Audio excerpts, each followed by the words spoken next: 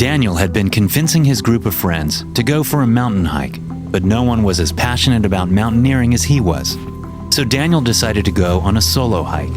During the hike, he even joined a few groups, but no one was going to the top of Mount Everest. Going on a solo hike wasn't hard for him, and he finally reached the top of the mountain, which was almost above 8,800 meters. He was thrilled and felt a rush of adrenaline in his body, but at the same time, he knew that he had to go all the way back now. He couldn't stay at such a high altitude for long, as the oxygen wasn't sufficient up there, so he just pulled out his phone to quickly take a selfie at the top and then start his journey again.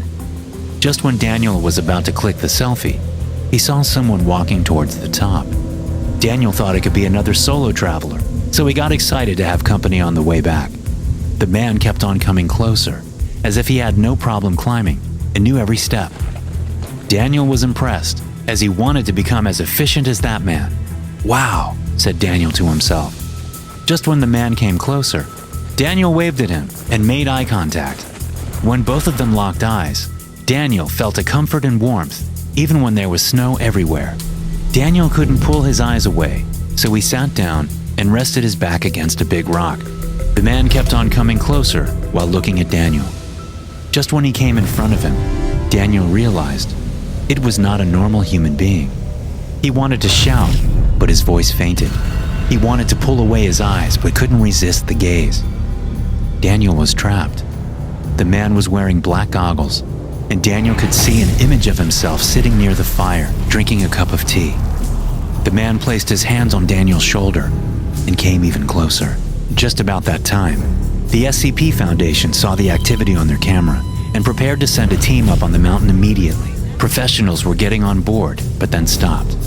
What they saw was terrible. Daniel was lying on the ground, and his body started to decay so fast that it seemed unreal. It felt like the seconds were passing at the speed of hours on that mountain. Hello, and welcome to SCP Foundation. I am Dr. Cat, and I will be discussing the SCP-1529's case. My job is to create awareness and save people from being victims like Daniel. Subscribe to the channel and share this video with your friends to keep them safe from the SCP-1529. Coming back to the case, SCP-1529, also known as the King of the Mountain, is a humanoid individual that lives 8,000 meters up on Mount Everest in Nepal. He is often spotted near the summit of Mount Everest. From afar, SCP-1529 appears to be a human. He always wears white furry clothes from head to toe. As he comes closer, it can be seen that he is wearing black goggles, which have been reported to show comforting images to those who lock eyes with him. It is still not known whether the clothes he wears is his actual body or are they clothes. The SCP Foundation keeps SCP-1529 under its telescope and satellite surveillance when the weather and daylight permits. When the SCP-1529 appears to be active, the automatic video feed is recorded. When the SCP-1529 is inactive and it is safe to go out there, the surveillance is done through helicopter or airplane. Daniel's body is being removed from the mountain and will be brought in for an autopsy. Any deaths caused by the SCP-1529 are attributed to natural causes like oxygen disruption, heart failure, dehydration, or a brain hemorrhage. So Daniel's case will be labeled as dehydration. The SCP Foundation discovered the SCP-1529 in the 1970s. The trend of climbing up the mountains was rising, and numerous people came to climb up Mount Everest. The climbers reported that they have seen a monster on the summit of the mountain. In the year 1999, the Foundation found the ruins of the dead body of George Mallory. A camera was found near the dead body, and pictures showed evidence that SCP-1529 was present, and he is the cause of the death. To keep our records clean, the Foundation reported his cause of death to falling from a height. Many people were also reported dead during these years, and all of the deaths were reported as natural causes. The Foundation is keeping SCP-1529 under its surveillance during his active and inactive phases. Usually it remains inactive from 17 minutes to 8 months, with 24 days as the median period. On the other hand, he remains active from 3 hours to 6 days, with 15 hours as the median period. As of now, we don't know the cause of SCP-1529's activity and inactivity. When climbing up the summit, the SCP uses his hands and feet with no supporting equipment. He is able to climb up the mountain with ease. He always stays above 8,000 meters on the mountain, but only came down once, and the incident is known as SCP-1539-1. During this incident, the SCP-1529 was in active phase at night, so the surveillance was not active. SCP-1529 entered Camp V on the northern approach at 7,775 meters.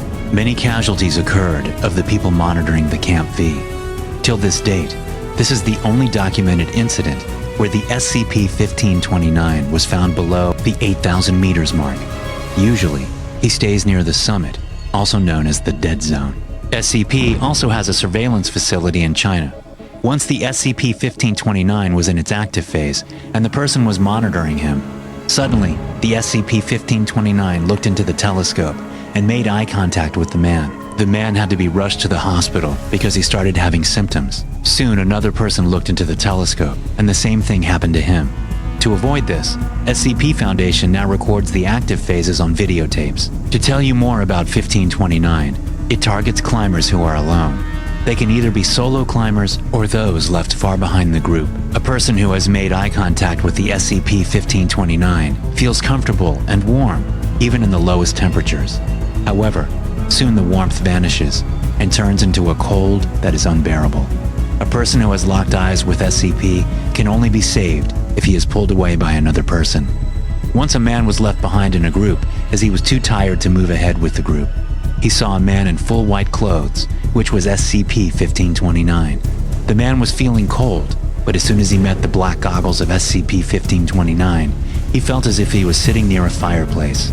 Just when the SCP-1529 was about to touch him, another person from the group came and pulled him away. Both of them ran from the SCP-1529, while the SCP-1529 kept on staring in their direction. To those of you who are watching this video, beware of the SCP-1529. Never go climbing alone. At the SCP Foundation, we are doing our part by keeping an eye on the SCP-1529. We have our telescopes and satellite in place to record the activity. Okay, now I think Daniel's body is here. I will go and check it before it completely decomposes. Take care, people.